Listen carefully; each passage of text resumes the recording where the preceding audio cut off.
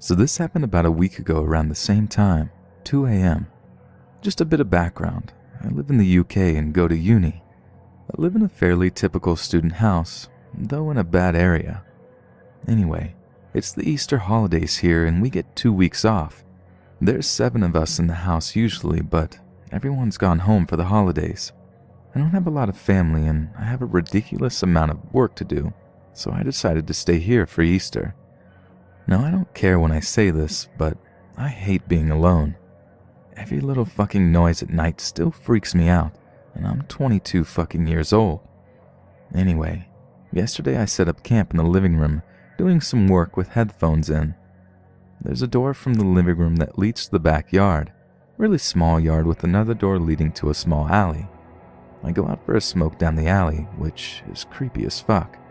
I get back, but do you know that feeling of something's wrong here? I felt it. I was thinking I was just being paranoid, so I walked into the kitchen, got a drink. Then I definitely heard a fucking noise. I grab a knife out of the drawer. There's a fucking shadow near the empty space where the old washing machine was. I fucking nearly pissed myself. I don't know what to do. Don't know why I did, but I threw some kitchen towel at him. He fucking screamed, banged his head on the wood. I was standing there with a knife and this guy looked at me dead in the eyes. He had some crazy contact lenses in, like blood red ones. Just fucking made the situation even more terrifying. I just said, get the fuck out or I'll call the police, as I'm sitting there shaking with my knife in hand. He ran out through the door, into the alleyway and fucked off.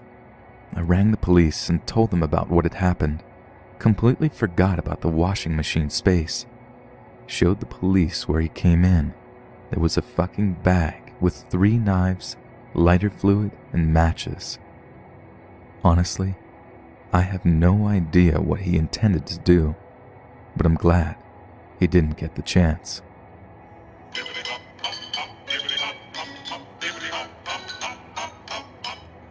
I hadn't thought about this for a while until just now when an animal charity put an alert out on Facebook. So April last year, I thought about getting 2 rabbits to accompany my other 2. The 2 I had already were neutered females, so I was looking for neutered males, the rabbit's social hierarchy, lifelong buddies, etc. I was looking on Gumtree for an exercise pen to attach to the one we had already so that if we did get more bunnies, once bounded there'd be a bigger space for them when they weren't out during the day. So I found an advert for one, clicked it, and saw the owner was also putting her rabbits up for adoption. It had been one of those dumb things. Her kid daughter had been excited for Easter, mom bought her some rabbits. Rabbits didn't want to be picked up. Kid made them nervous, eventually becomes bored of them because they're not like toy rabbits. It's an unfortunate common story. Anyway, I call them up, ask about the exercise pen and the rabbits, and we arrange to meet the next day when the seller's able to arrange to take the morning off work. The next day, she met me off the train in her town. More like a village, really. It was relatively small, and we walked to her house. She was a really nice lady, and she had a Belfast accent. This is all happening just outside of Glasgow, by the way, and as an English immigrant to Scotland, it was just nice to hear a different accent. On the way, she started telling me about after I had called her.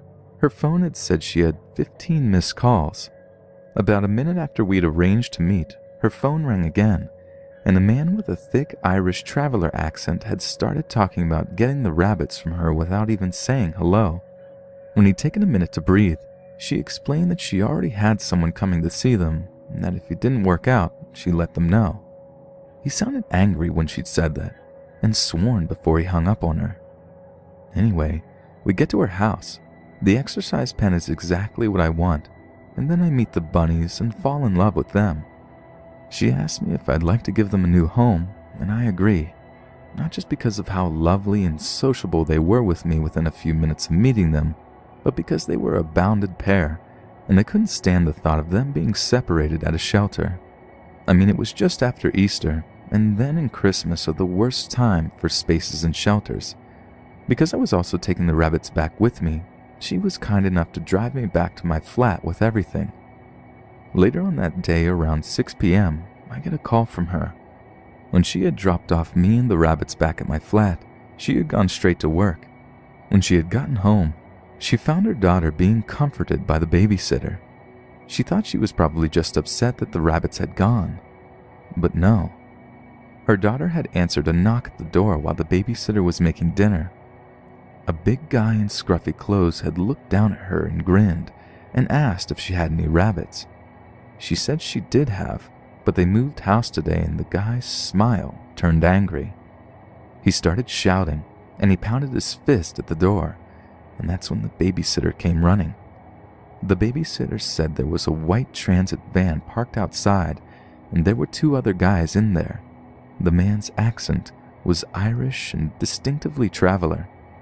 Turns out that when she posted the ad for the exercise pen, it had been from her phone, and Gumtree automatically added her street location on the little map thing next to the username. She had posted a separate ad for the rabbits in the pets for sale section, which I hadn't seen, and that's how they'd found the house.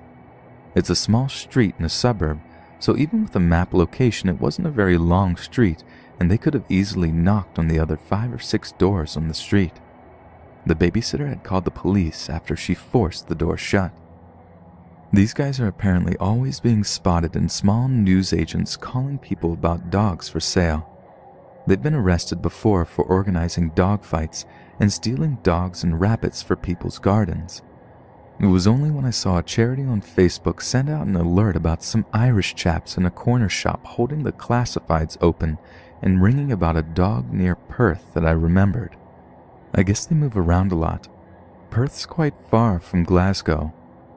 To think there are such greedy, heartless people driving around, stealing and buying dogs to fight, and taking rabbits to give the dogs a taste for blood for the fight, to the point of shouting at a kid because they have no bait for their dogs on one of the most peaceful holidays of the year. That is creepy as hell.